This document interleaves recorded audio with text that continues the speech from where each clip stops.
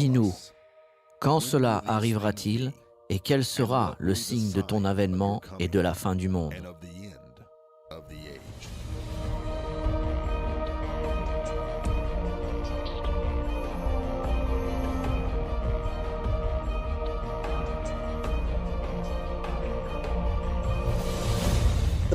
La prophétie que nous étudions aujourd'hui est l'une des plus importantes de la Bible. Sans une bonne compréhension de cette prophétie, il est impossible de saisir l'envergure des prophéties que Dieu nous a données. Cette prophétie s'appelle la renaissance du Saint-Empire romain. Elle s'est accomplie le 3 novembre 2009. Et il s'agit de l'une des 5 plus importantes prophéties qui s'est accomplie durant ces 2000 dernières années, depuis la crucifixion et la résurrection de Jésus-Christ. Une raison pour laquelle cette prophétie est si importante, c'est que l'Antichrist et le faux prophète sortiront tous les deux de cette renaissance du Saint-Empire romain. Donc, si nous possédons une connaissance du Saint-Empire romain, nous pouvons savoir ce qui se passe réellement dans notre monde aujourd'hui. La prophétie sur la renaissance du Saint-Empire romain nous est donnée à 2 reprises dans les Écritures. Elle est dépeinte une fois par une femme assise sur le dos d'une bête. Il est intéressant de noter que l'emblème en dehors du Parlement européen à Bruxelles, en Belgique, à l'extérieur de ce Parlement, tel que vous le voyez ici, il y a un taureau avec une femme, Europa, assise sur son dos. Et l'Écriture décrit cette entité même. Et cette Écriture nous a été donnée il y a 2500 ans. Et elle utilise le même symbole, la femme, sur le dos d'une bête. Quelle chose remarquable! La prophétie se trouve dans Daniel, au chapitre 2, au verset 31 à 45. Et afin de pouvoir apprécier cette prophétie, nous devons prendre un instant pour nous familiariser avec le cadre. Il s'agit de la période de captivité d'Israël par les Babyloniens. C'est arrivé parce qu'Israël avait péché, Dieu a jugé de les exiler pendant 70 ans. Parmi les premiers exilés étaient Daniel et les 3 enfants hébreux. Très rapidement, Daniel est devenu l'un des conseillers spirituels de Nebuchadnezzar, roi de Babylone. Maintenant, nous devons comprendre que Babylone dominait le monde à cette époque. Immédiatement, Daniel a été promu à un poste très important. Une nuit, le roi Nebuchadnezzar est parti se coucher et il a eu un rêve. Et à son réveil, le lendemain matin, il se souvint d'avoir un rêve. Ce rêve l'avait perturbé. Il savait que ce rêve était important, mais il ne se souvenait pas de ce contenu. Avez-vous déjà eu cette expérience? Eh bien, c'est ce qui lui est arrivé. Cependant, le roi Nebuchadnezzar, habitué à toujours arriver à ses fins, il s'est dit qu'il avait toujours bien payé ses sages. Il a dit « Je les nourris tous les jours, je les paye, il est temps pour eux de mériter leur salaire. » Il convoqua donc le chef des sages et lui dit « J'ai fait un rêve la nuit dernière. » Et le sage répondit « Pas de problème, racontez-moi votre rêve au roi et nous vous l'expliquerons. » Et Nebuchadnezzar dit « C'est justement cela le problème, je ne me souviens pas ce dont j'ai rêvé. Je veux que vous me disiez mon rêve et ce qu'il signifie. » Les sages étaient donc très perturbés. Ils dirent au roi, « Personne ne nous a jamais demandé de faire une telle chose auparavant. » Nebuchadnezzar a dit, « C'est bien ce que je pensais. Vous êtes tous des imposteurs. Vous êtes tous une bande de charlatans. Je ne vous nourrirai plus. » Et il ordonna de tuer sur le champ tous les sages du royaume. C'était une mauvaise nouvelle, bien évidemment.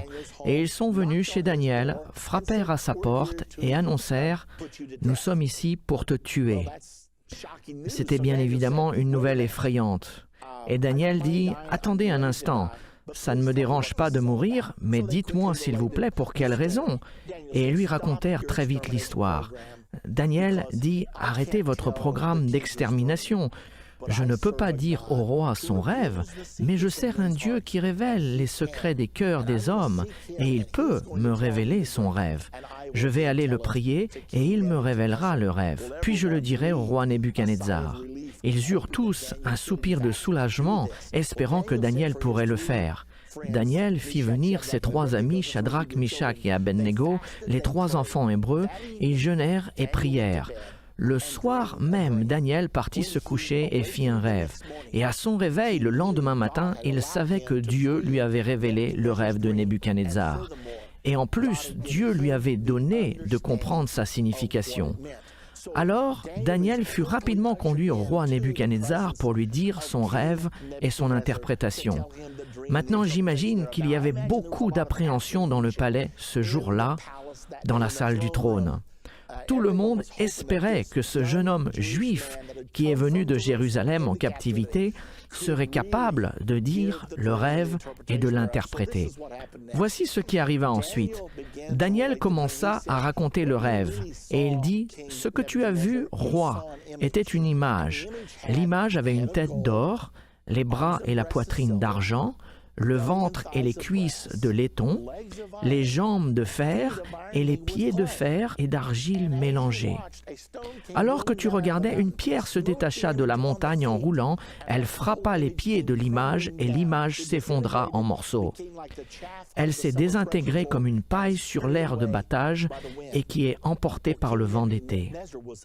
Le roi Nebuchadnezzar fut abasourdi car avez-vous déjà oublié quelque chose et quelqu'un vous rafraîchit la mémoire ? Eh bien, c'est ce qui s'est produit avec le roi. Dès que Daniel a commencé à lui dire le rêve, il a commencé à se souvenir de son rêve. Et il dit, « Daniel, c'est incroyable. Le Dieu que tu sers est vraiment capable de révéler les secrets des cœurs des hommes. » Ainsi, Nebuchadnezzar, roi du monde, réalise qu'il existe un véritable Dieu et qu'il y a des gens qui communiquent avec ce vrai Dieu. Ceci a préparé le terrain pour les futurs événements de la vie de Daniel dans le royaume babylonien. Daniel commença à expliquer le rêve à Nebuchadnezzar en décrivant les détails. Voici ce qu'il dit. Tout d'abord, la tête d'or, les bras et la poitrine d'argent, le ventre et les cuisses de laiton, les jambes de fer et les pieds de fer mélangés avec de l'argile, tous symbolisent des empires. Et il ne s'agit pas de n'importe quel empire, ce sont des empires commençant à partir de maintenant jusqu'à l'arrivée de Dieu pour établir son royaume sur terre. Ce sont des empires qui gouverneront le monde entier. Il y aura beaucoup d'empires qui passeront, mais seulement 5 domineront le monde. Et c'est la raison pour laquelle il y a 5 segments ou parties dans cette image. Et le verset 39 de Daniel 2 nous l'indique. Écoutez ceci. Après toi, Nebuchadnezzar, il s'élèvera un autre royaume moindre que le tien, puis un 3e royaume qui sera d'airain. Et voici la phrase saillante, et qui dominera sur toute la terre. Voilà la phrase qualifiante. Pour faire partie de cette prophétie, les royaumes doivent dominer sur toute la terre. Daniel continue donc à expliquer et dit « Ô toi, Nebuchadnezzar, et ton royaume babylonien, vous êtes la tête d'or et le monde entier compte sur vous pour la direction. Mais cela ne continuera pas toujours, car après vous surgira un autre royaume. Nous savons comment cela s'est passé. C'était pendant le temps du petit-fils de Nebuchadnezzar, Belchazzar. Belchazzar donna un grand festin. Pendant son règne, Nebuchadnezzar avait conquis Jérusalem et il avait emporté les vases d'or et d'argent consacrés au service de Dieu dans le temple. Mais par respect pour Daniel et son Dieu, Nebuchadnezzar n'avait rien fait avec ces vases. Il les avait simplement entreposés et les avait laissés. Cependant, Nebuchadnezzar n'avait pas transmis ces valeurs à son petit-fils. Et voici qu'un soir, Belchazzar fait la fête. Et quand Belchazzar faisait la fête, en tant que roi du monde, ses soirées étaient grandioses et surprenantes. Donc Belchazzar faisait la fête, mais il en avait pris l'habitude. L'alcool était là, les drogues étaient là, mais la soirée devenait lassante. Et Belchazzar pensa, « Il faut que je trouve quelque chose de plus pour cette fête. » Et il pensa, « Que puis-je faire ?» Et il se souvint que ces vases d'or et d'argent qui n'avaient jamais été touchés, ils étaient interdits. Il décida donc de repousser les limites et donna l'ordre, « Apportez ces vases, nous allons nous en servir pour faire la fête ce soir. » C'est donc ce qu'ils ont fait. Sans aucun doute, ils ont réservé le plus beau gobelet d'or pour Belchazzar et ils l'ont rempli à ras-bord avec le meilleur vin. Et la Bible dit que lorsqu'il posa le gobelet sur ses lèvres, un bruit se fit entendre vers sa droite. Et quand il se retourna pour regarder, il vit le doigt d'une main d'homme inscrire un message sur la chaux de la muraille. Laissez-moi vous dire que cela arrêtera net n'importe quelle grande fête. Immédiatement, les gens ont vu cela et ont commencé à s'enfuir. La Bible nous dit de Belchazzar que ses genoux se heurtèrent l'un contre l'autre. Il ordonna d'arrêter la musique et dit « Amenez-moi quelqu'un qui peut m'expliquer tout ceci ». Eh bien, personne n'était capable de le faire. C'était écrit dans une langue inconnue que Belchazzar ne pouvait lire. Puis ils commencèrent à faire un appel. « Y a-t-il quelqu'un qui peut nous l'expliquer » Quelqu'un s'avança et dit « Ô roi, je me souviens du temps de ton grand-père Nebuchadnezzar. Il avait fait un rêve que personne ne pouvait interpréter, mais il y avait cet homme dans le royaume, son nom était Daniel et il était hébreu. Et il a dit à ton grand-père son rêve et sa signification. Je pense qu'il pourrait nous aider. » Immédiatement, Daniel fut convoqué. À son arrivée, Daniel s'est présenté devant Belchazzar. Et là, il donna l'interprétation à Belchazzar. Il dit tout d'abord, ça signifie compter, compter, peser et diviser. C'est cela qui était écrit. Voici ce que cela veut dire. Tu as été pesé dans la balance et tu as été trouvé léger. Cette nuit, ton royaume sera divisé et donné aux Médès et aux Perses. Et c'est exactement ce qui s'est passé. C'est arrivé en l'an 539 avant Jésus-Christ. Cette même nuit, les Médès et les Perses envahissaient Babylone, et ils ont renversé le royaume de Babylone cette nuit-là, et entre l'an 539 et l'an 331 avant Jésus-Christ, les Médès et les Perses régnèrent sur le monde entier. La prophétie continue à dire qu'il y a un autre segment. Récapitulons donc. Une tête d'or, Babylone, des bras et une poitrine d'argent, les Médès et les Perses. Maintenant, examinons le ventre et les cuisses de laiton. Alexandre le Grand a semé la panique dans la région en l'an 331 avant Jésus-Christ. Il a conquis l'empire perse et Médès. Alexandre le Grand avait conquis le monde entier en son temps alors qu'il n'avait que 30 ans. Pouvez-vous imaginer cela? Et quand il a finalement conquis le dernier bastion de résistance, l'histoire nous dit qu'il s'est assis pour pleurer, car il n'y avait plus de terre à conquérir, car il aimait la guerre par-dessus tout. Ainsi commença le royaume des Grecs, et la Grèce a dominé le monde pendant les 2 siècles suivants, entre l'an 331 et jusqu'à environ l'an 197 avant Jésus-Christ. Ce fut vers l'an 197 avant Jésus-Christ que les Romains ont vaincu les Grecs et commencèrent à régner. En ce qui concerne tous ces empires du monde prophétisés, les Romains étaient symbolisés par les jambes de fer. L'empire romain était le plus fort et a duré le plus longtemps. Entre l'an 197 avant Jésus-Christ et aux environs de l'an 284 après Jésus-Christ, les Romains ont dominé sur le monde entier. C'étaient les Romains qui gouvernaient le monde pendant la période de Jésus-Christ. C'est la raison pour laquelle il y avait des soldats romains à la crucifixion de Jésus. Ils étaient les forces occupantes, là pour renforcer la volonté du gouvernement romain sur le peuple israélien. C'était la raison pour laquelle les gens se sont approchés de Jésus pour lui dire « Devons-nous payer les taxes romaines ?» Évidemment, ils savaient que c'était un piège et que s'il disait non, les Romains viendraient pour l'arrêter et l'enfermer pour rébellion contre l'Empire. Alors Jésus a tout simplement dit « Apportez-moi un denier ». Et ils l'ont fait. Jésus a dit « Quelle est l'inscription sur ce denier ?» Ils répondirent « C'est l'effigie de César ». Et Jésus dit « Rendez à César ce qui appartient à César et à Dieu ce qui est à Dieu ». Maintenant, nous arrivons à la partie la plus importante de cette prophétie. Remarquez que lorsque vous regardez chaque segment de l'image, à chaque fois, il y a un changement de métal. De l'or à l'argent, du laiton au fer, jusqu'à ce que vous arriviez au dernier segment. Vous voyez des jambes de fer, puis des pieds de fer mélangés avec de l'argile. Ceci est très important, car cette fois-ci, il n'y a pas un changement total. Ceci nous aide vraiment à comprendre comment sera ce dernier empire. Parce que le dernier empire ne sera pas l'empire romain, mais il s'apparentera à l'empire romain. L'élément romain est gardé quand nous allons de l'an 300 jusqu'à l'an 800, car c'est en l'an 800 que le Saint-Empire romain est né. L'Empire romain et le Saint-Empire romain ne sont pas exactement les mêmes.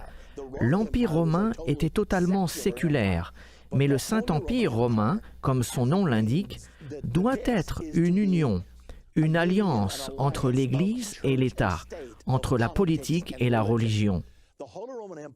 Le Saint-Empire romain vit le jour en l'an 800, lorsque le pape Léon III a couronné Charlemagne, annonçant qu'il était maintenant l'empire du, écoutez bien, du Saint-Empire romain.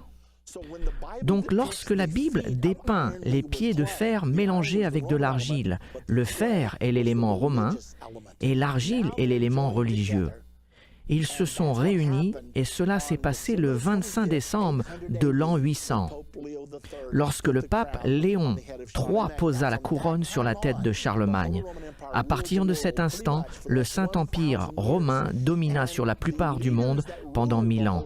Et les dirigeants qui gouvernaient le Saint-Empire romain ont toujours eu une cohabitation. Le dirigeant politique venait toujours d'Europe et le dirigeant spirituel était à chaque fois originaire d'Italie. C'était une cohabitation d'un dirigeant politique et d'un dirigeant spirituel. Et naturellement, le dirigeant spirituel a toujours été le pape de l'Église catholique romaine du Vatican. Il s'agit donc d'une description du Saint-Empire romain. Avez-vous remarqué que le fer est maintenant transféré de l'Empire romain au Saint-Empire romain? Et cet empire a duré pendant les 1000 années suivantes. Maintenant, dans la prophétie du chapitre 2 de Daniel, il est dit que cette pierre se détacha de la montagne et roule vers les pieds de l'image pour les frapper. Voici une idée cruciale, car elle nous est dit que la pierre qui se détache de la montagne représente l'arrivée du royaume de Dieu. Et il va venir pour détruire tous les gouvernements des hommes. Plusieurs passages de l'Écriture nous enseignent que l'humanité sera autorisée à se gouverner jusqu'à l'arrivée du royaume de Dieu. Lorsque l'humanité aura eu assez de temps pour apprendre qu'elle n'est pas capable de se gouverner par elle-même, la Bible nous dit que Dieu viendra, détruira les gouvernements des hommes et établira son royaume qui ne passera point et qui ne sera jamais détruit. C'est ce qui est décrit ici par la pierre se détachant de la montagne. Elle frappe l'image. Où? Elle frappe l'image à ses pieds. Les pieds étaient de fer mélangé avec de l'argile. Le fer mélangé avec de l'argile symbolise le Saint-Empire romain. Ceci nous indique que le Saint-Empire romain doit être au pouvoir quand le Messie viendra pour anéantir les trônes des hommes et établir son royaume. Ceci nous enseigne que Jésus reviendra sur terre pendant l'existence du Saint-Empire romain. Cependant, beaucoup de gens disent que le Saint-Empire romain a cessé d'exister en 1806, avec le dernier empire en ruine, le dernier élément du Saint-Empire romain. Mais ceci n'est pas exact. Vous et moi, nous avons observé la renaissance du Saint-Empire romain au cours des 50 dernières années. Et la plupart des gens ne savaient même pas ce qu'ils voyaient.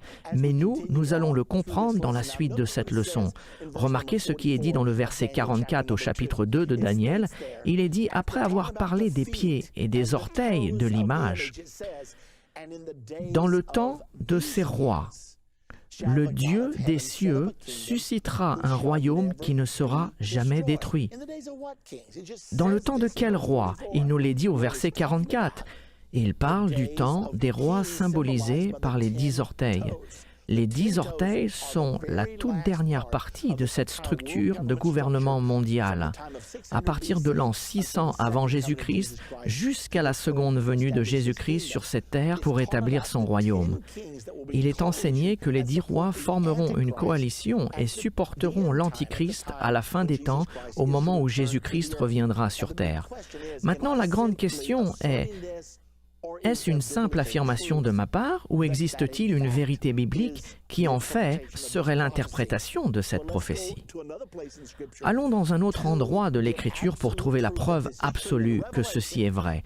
Dans Apocalypse 17 au verset 12 se trouve une autre prophétie sur la deuxième venue de Jésus-Christ. Seulement là, elle montre l'alliance des 10 rois qui soutiendra l'Antichrist avec 10 cornes au lieu de 10 orteils. Les 10 orteils de Daniel 2 au verset 44 ont la même signification que les 10 cornes. Cela symbolise la dernière union des 10 nations qui consacrera son soutien à la personne qui dirigera le gouvernement mondial des derniers jours, juste avant la deuxième venue de Jésus-Christ. Cette personne est évidemment l'Antichrist.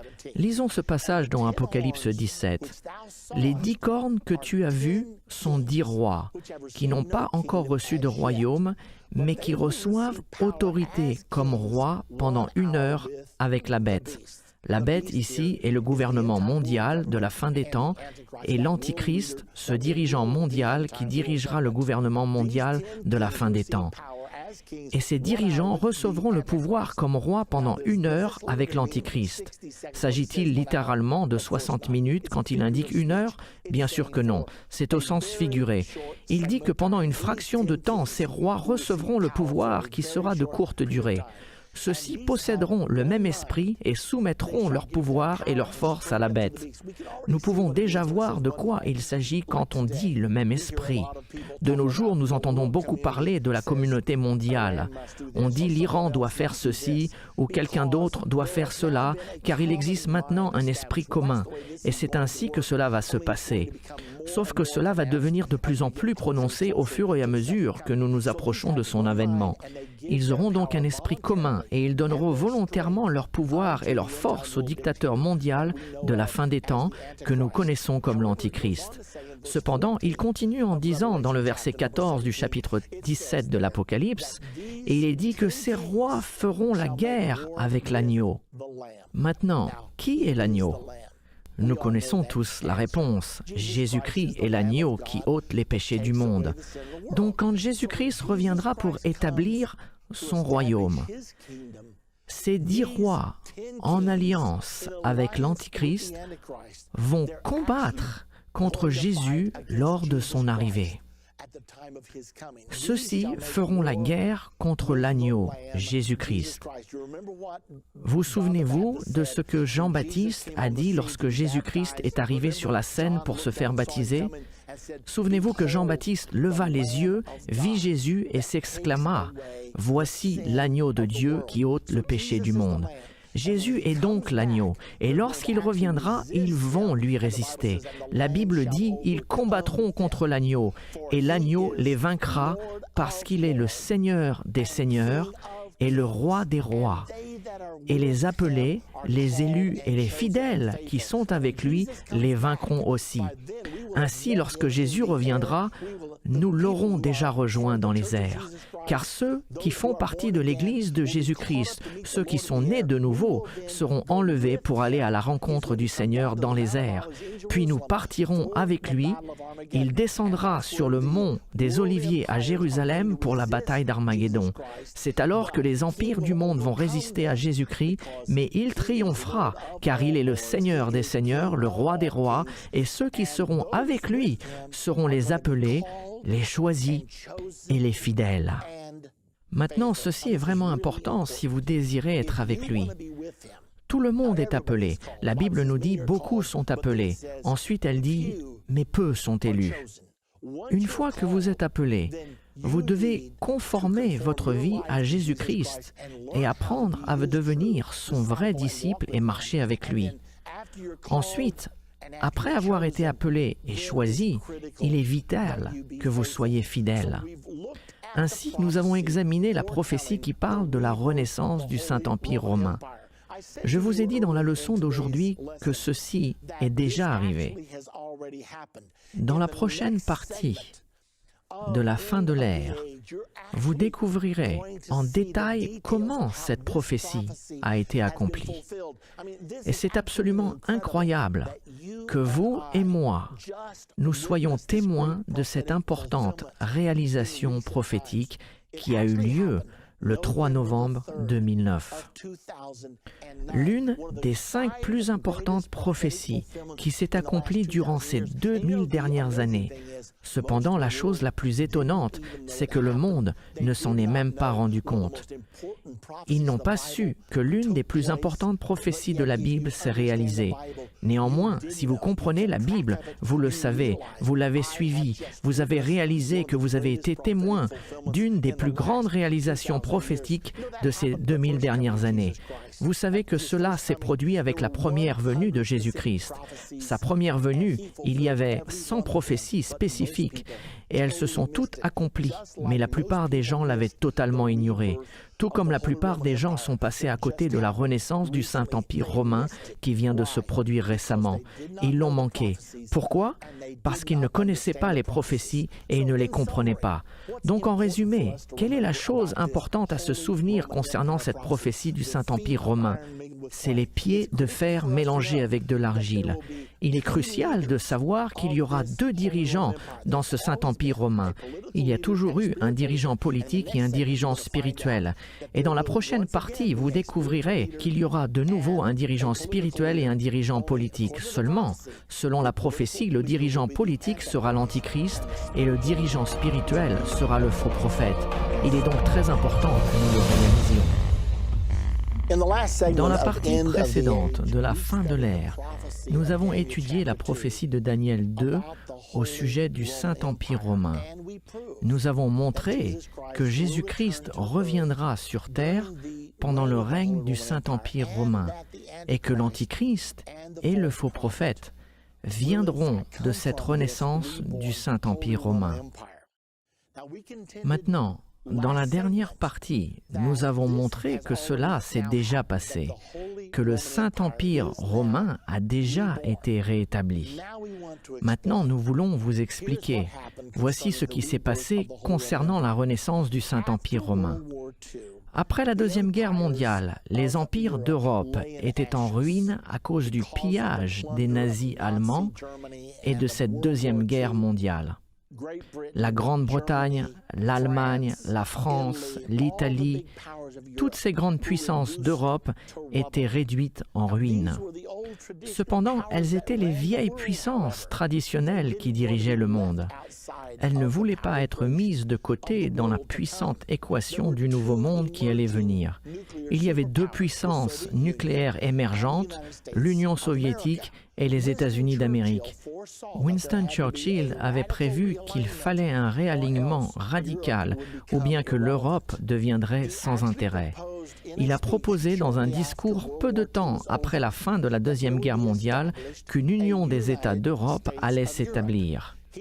Il a dit que dans les jours de la superpuissance nucléaire, il était nécessaire d'avoir une population de 200 millions d'habitants pour avoir assez de population et de ressources économiques pour pouvoir jouer dans la cour des puissances nucléaires.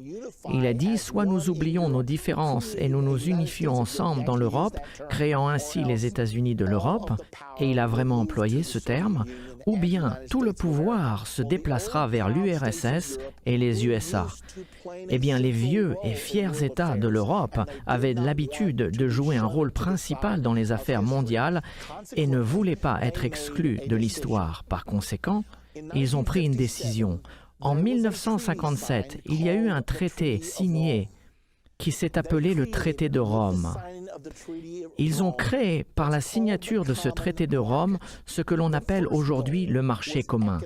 L'objectif premier était l'union économique, mais ce n'était pas l'objectif ultime. Les dirigeants savaient que l'union économique devait venir en premier et que l'union politique devait suivre.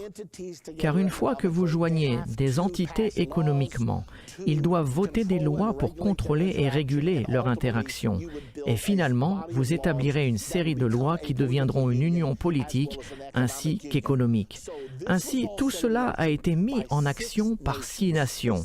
Ils ont signé le traité de Rome en 1957. Beaucoup d'autres nations en Europe doutaient que cela ne marche, alors ils se sont tenus à l'écart. Cependant, cela a fonctionné bien mieux que la plupart des gens auraient pensé. Rapidement, d'autres gens se sont joints à ce marché commun. Ils ont commencé à 6, puis 9, puis 10, puis 12, et ils ont fini à 15. Et donc, en 1992, toutes les barrières économiques avaient été renversées. Ainsi, vous pouviez récolter en Allemagne et vendre en France, au même titre que nous pouvons cultiver dans l'Indiana et vendre dans l'Illinois. Toutes les taxes d'import-export, toutes les barrières économiques ont été supprimées en 1992. Et certains ont dit « ça c'est bien ». Mais les vrais dirigeants ont dit « non, ceci est juste la première phase ». Et aussitôt, ils ont eu une autre réunion à Maastricht, en Hollande, et ils ont écrit un nouveau traité, le traité de Maastricht. L'objectif de ce traité était de passer d'une union économique à une union politique. Et en 1999, ils avaient leur monnaie commune, l'euro. Nous sommes tous familiers avec l'euro. En 2004, l'Union européenne comprenait 25 États membres. Nous parlons de 25 nations qui ont fusionné leur économie. Et en plus, elles ont abandonné leur propre monnaie et accepté la monnaie commune de l'Europe, l'euro. Et en 2007, ils étaient maintenant 27 membres appartenant à ce qui était devenu l'Union européenne. Ce n'était plus le marché commun car cette phase était finie. Ils ont donc adopté ce nom d'Union européenne. En 2007, ils étaient la puissance économique numéro 1 au monde. Sa population était de 500 millions d'habitants avec la plus grande force économique sur la planète. Voilà où ils en étaient à ce moment-là. Mais la mission n'était pas encore achevée. Nous voulons faire une petite pause ici et nous poser cette question, car j'ai dépeint un scénario que je vous demande de suivre. C'est que l'Union européenne était réellement la renaissance prophétisée du Saint-Empire romain. Ce même Saint-Empire romain qui a été prophétisé, duquel s'élèvera l'Antichrist et le faux prophète. Maintenant, est-ce que cela est vraiment vrai? Ou bien est-ce que je lis tout simplement quelque chose qui n'est pas là? Eh bien, ils ont décidé qu'ils commenceraient à imprimer leur monnaie. La première monnaie a été fabriquée en 1987, une pièce appelée l'écu, l'unité monétaire européenne. Et quand ils ont décidé d'imprimer la première monnaie en tant qu'Union européenne, ils ont cherché quel personnage à imprimer qui représenterait ce qu'ils étaient en train de faire. Pouvez-vous deviner quel personnage ils ont choisi pour symboliser ce qui était en train de naître? Voici une copie de la pièce de monnaie. Vous pouvez le voir par vous-même. Ils ont mis la photo de Charlemagne. Souvenez-vous, il était le premier empereur du Saint-Empire romain. Le pape Léon III a placé une couronne sur sa tête le jour de Noël, le 25 décembre de l'an 800. Ils ont donc décidé de mettre sa photo sur la première pièce de monnaie. Comprenaient-ils qu'ils étaient au cœur de la renaissance du Saint-Empire romain? Absolument. Ce n'est pas la seule preuve que nous avons, car ils ont aussi décidé d'attribuer une récompense annuelle aux chefs d'État qui feraient le plus dans l'année pour promouvoir l'unification européenne, la réalisation de leur rêve d'avoir les États-Unis de l'Europe. Et ils cherchaient un nom pour ce prix de l'unification européenne. Pouvez-vous deviner comment ils ont décidé de l'appeler? Eh bien, je vous le donne en mille. C'est le prix Charlemagne. Et ce prix est donné chaque année. Vous pouvez voir la photo du président Clinton. Il a reçu le prix Charlemagne en l'an 2000. Pourquoi? Car il y avait un problème avec la Yougoslavie. L'Europe avait besoin de la Yougoslavie en tant qu'élément de ses États-Unis d'Europe, un élément de son Union européenne. Mais Slobodan Milosevic ne voulait pas perdre sa souveraineté et résistait pour entrer dans l'Union européenne. Alors il a dû être évincé et le président Clinton s'est chargé de le faire. Il s'est servi des forces de l'OTAN pour renverser Slobodan Milosevic et il a fini devant la justice de la Cour mondiale de la Haye. Et aujourd'hui, vous l'avez deviné, la Yougoslavie fait partie de l'Union européenne et le président Clinton a reçu un prix pour cela. En fait, il y a des choses intéressantes qui ont été dites à cette cérémonie du prix Charlemagne donné en honneur à Clinton. D'autre part, il est allé à Aachen en Allemagne où le prix est attribué. Et c'est la ville natale de Charlemagne. Il y a toujours à Aachen la cathédrale qu'il a construite en l'an 800. Et vous pouvez y voir le président Clinton ici recevoir son prix. Écoutez certaines choses que Clinton a dites dans son discours d'acceptation. Le travail de construire une Europe unie n'est certainement pas fini. Il est important de ne pas trop se donner d'autosatisfaction. Clinton a dit cela en devenant le 3e Américain à recevoir ce prix international et prestigieux, le prix Charlemagne, pour avoir promu l'unité européenne. Ainsi, Clinton a compris pleinement ce que ce prix signifiait. Il a compris ce qu'il faisait quand il dirigeait les opérations contre Slobodan Milosevic. Et il a compris qu'il avait reçu le prix pour avoir ramené la Yougoslavie dans les États-Unis de l'Europe. Mais ce n'est pas tout. Non seulement nous avons la photo de Charlemagne sur la première pièce de monnaie, non seulement nous avons le prix Charlemagne, mais l'hebdomadaire le plus important en Europe, l'Économiste. Certains l'appellent la revue des rois et des présidents. C'est la revue la plus suivie en Europe. Elle appartient à la famille Rothschild. Elle sort chaque semaine et ce magazine L'Économiste consacre une page chaque semaine dans chaque numéro à l'unification européenne et aux derniers développements qui se sont passés dans la semaine pour l'unification européenne depuis la sortie du marché commun. Maintenant, pouvez-vous imaginer comment ils appellent cette page spéciale chaque semaine? Vous commencez à le voir maintenant? La voici. Elle est appelée la page Charlemagne. Maintenant, savent-ils ce qu'ils font ou pas? D'autre part, d'autres nations essayent toujours de s'y joindre, car l'Union européenne devient de plus en plus puissante, pas seulement en tant que quantité économique, mais en tant qu'union politique dans le monde, et beaucoup cherchent à faire partie de l'Union européenne. Cependant, lorsqu'ils présentent leurs demandes, il y a un bâtiment spécial pour cela à Bruxelles, qui est le siège social de l'Union européenne. Et à Bruxelles, en Belgique, il y a un bâtiment spécial où ils doivent faire leurs demandes et où ils conduisent leur investigation pointilleuse pour chacun d'entre eux pour devenir membre de l'Union européenne. Et y a-t-il une chance pour que vous soyez capable de deviner comment ils appellent ce bâtiment où ils doivent aller pour faire une demande pour devenir membre de l'Union européenne? Si vous avez deviné le bâtiment Charlemagne, eh bien vous avez raison. Ainsi, la question est, est-ce que ces gens savent ce qu'ils font? Charlemagne sur leur monnaie? Le prix Charlemagne? La page Charlemagne dans le magazine de l'Économiste? Et le bâtiment Charlemagne? Je pense qu'ils savent ce qu'ils font. Je pense qu'ils savent qu'ils sont au cœur de la Renaissance du Saint-Empire romain. Il y a encore une chose que vous devez voir, car vous ne pouvez pas avoir une nation sans avoir un drapeau. Et ils en ont un. Voici leur drapeau. Si vous le regardez, dans la partie supérieure, vous voyez un drapeau bleu avec 12 étoiles dorées superposées sur le drapeau. Et tout de suite, on se dit, qu'est-ce que cela signifie? Pourquoi ont-ils 12 étoiles? Quelqu'un a dit, sur le drapeau des États-Unis, puisque nous avons 50 États, donc nous avons 50 étoiles. Quand nous avions 48 États, nous avions 48 étoiles. Mais eux, ils n'ont pas 12 États. Ils sont aujourd'hui à 27 et ils ont toujours 12 étoiles. J'ai demandé aux gens qui travaillaient au Parlement à Bruxelles, lorsque j'étais en train de le visiter, « Pourquoi avez-vous seulement 12 étoiles sur votre drapeau ?» Ils m'ont regardé, abasourdi, et m'ont répondu, « Eh bien, nous avons 12 membres. » Je leur ai dit, « Non, vous en avez actuellement 27. » Et ils m'ont répondu, « On ne sait pas exactement. » J'ai découvert pourquoi ils ont 12 étoiles. Le créateur du drapeau, M.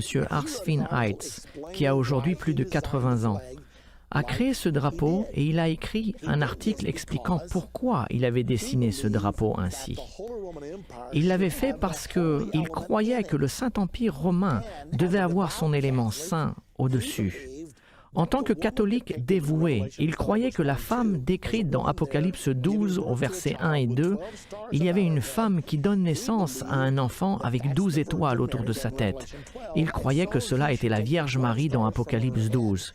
Et donc qu'il devait prendre ces 12 étoiles de sa tête et les mettre sur le drapeau, ce qui envoie un signal à ceux qui comprennent ces choses que l'Europe est sous la bannière de Marie. L'Église catholique est bel et bien vivante et fait partie du Saint-Empire romain. Vous regardez donc maintenant une image de la Vierge Marie avec 12 étoiles autour de sa tête. Ceci a été pris dans une église à Bruxelles. Et au travers de l'Europe, vous verrez ces 12 étoiles là où vous regardez. Il est intéressant de voir qu'il y a ces 12 étoiles sur toutes les plaques d'immatriculation de tous les pays de l'Union européenne. Ils ont également les 12 étoiles sur l'euro. Alors, elles sont partout et c'est le symbole, souvenez-vous, du Saint-Empire romain, qui est l'alliance de l'Église avec l'État et de la politique avec la religion. Il restait une chose dont l'Europe avait besoin pour vraiment être les États-Unis de l'Europe ou l'Union européenne. Ils pensaient qu'ils devraient avoir une constitution. Donc ils ont commencé à travailler dessus. Et le 29 octobre 2004, ils ont signé une constitution.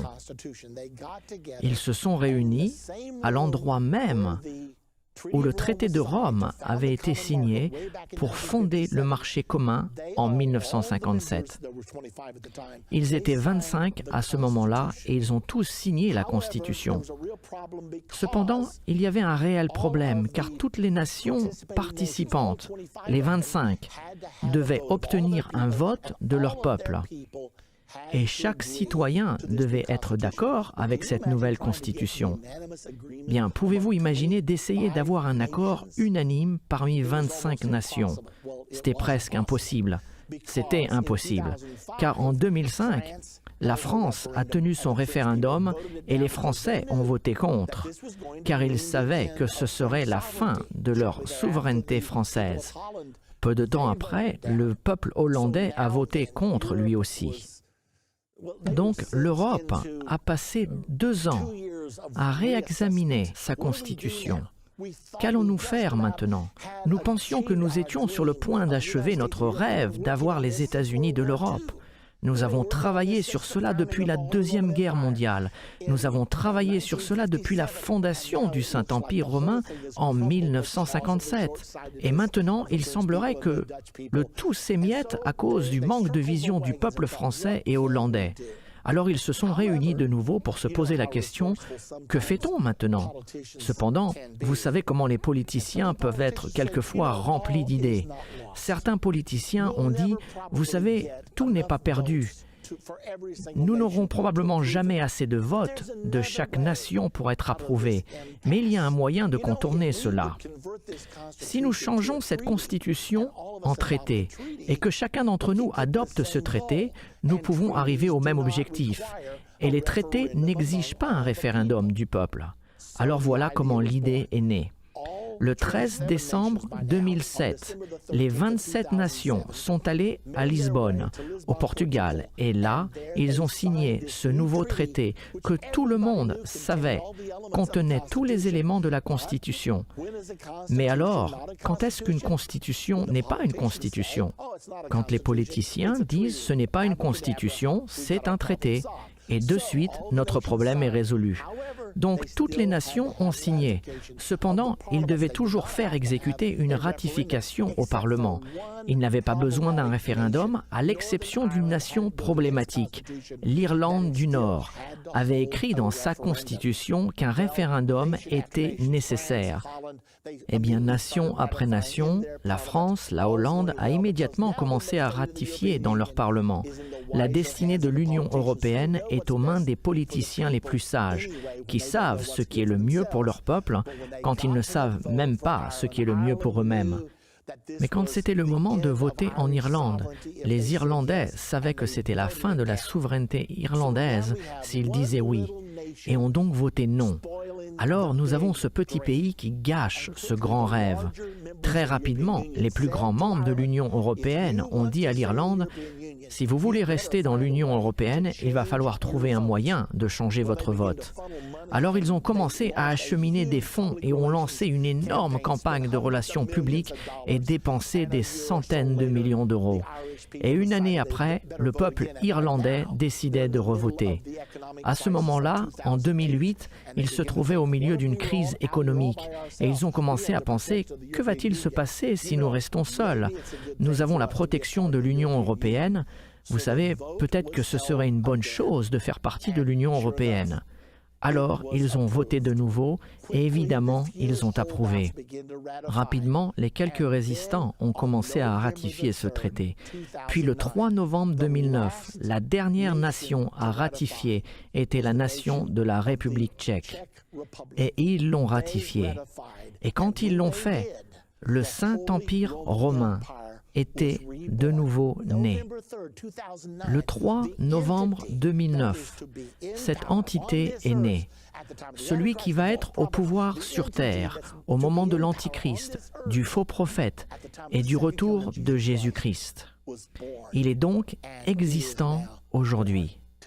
Nous allons voir une vidéo maintenant où vous allez être témoin des signatures. Remarquez que les signatures sont faites dans un monastère. Pourquoi à cet endroit? C'est intéressant. Est-ce que cela a quelque chose à faire avec la religion et la politique? Nous voyons ici tous ces dirigeants politiques dans un monastère et vous allez voir chaque chef d'État, l'un après l'autre, apposer leur signature sur le document. Maintenant, notez à quel point ceci est historique. Notez quelle importance ils donnent à tout cela. Et ils ont raison. Ils savent ce qu'ils font. Ils savent que cela est un tournant et qu'ils donnent naissance de nouveau au Saint-Empire romain. Regardez cela.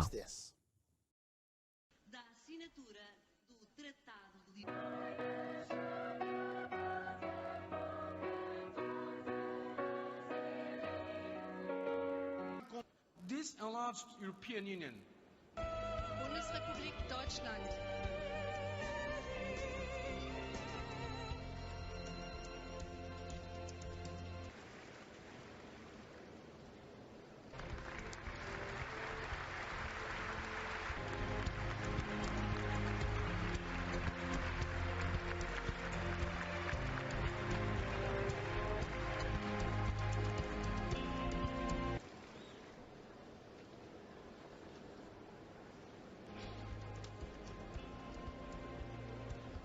Reino dos Países Baixos.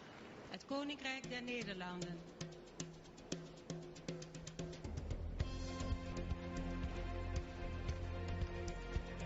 Finally, the United Kingdom of Great Britain and Northern Ireland.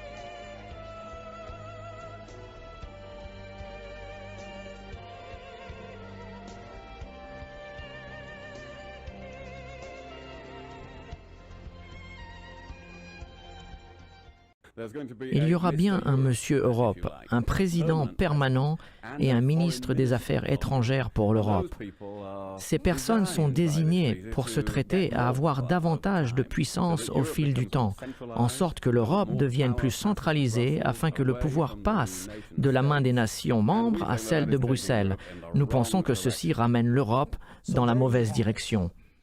Eh bien voilà, vous venez d'être témoin de la signature du traité de la Constitution des États-Unis d'Europe.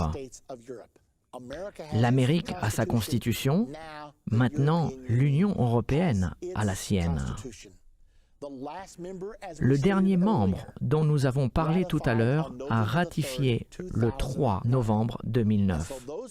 Alors ces gens qui pensent que le Saint-Empire romain a cessé d'exister en 1806 vont être surpris, car nous venons d'être témoins au cours des 50 dernières années de la reformation et maintenant de la renaissance du Saint-Empire romain. Maintenant, l'une des choses que le traité de Lisbonne prévoit, c'est qu'une fois la Constitution signée, l'Europe aura son propre président et son propre premier ministre permanent, juste comme les États-Unis d'Amérique ont un président américain et un secrétaire d'État. L'Europe va maintenant avoir les siens.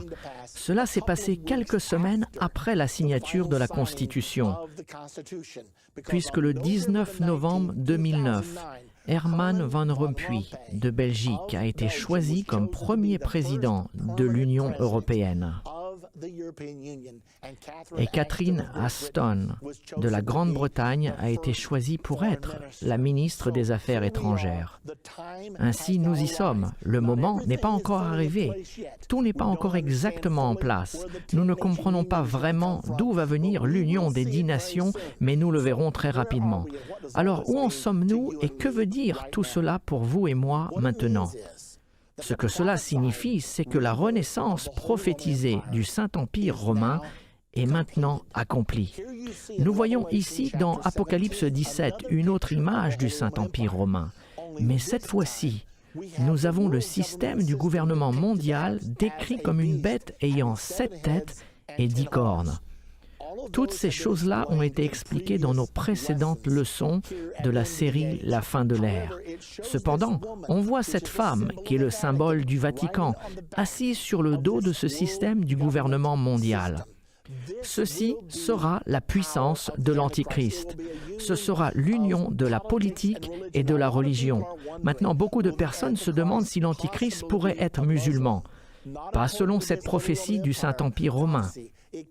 Il est clairement dit que cette union de 10 nations, et souvenez-vous ce que les 10 cornes et les 10 orteils symbolisent, il est dit que l'Antichrist s'élèvera d'au milieu d'elle, qu'il aura une autre corne qui déracinera 3 rois et que cet homme sera l'Antichrist. Cela nous donne la preuve absolue que l'Antichrist viendra du fer et de l'argile mélangés depuis la bête montée par la femme.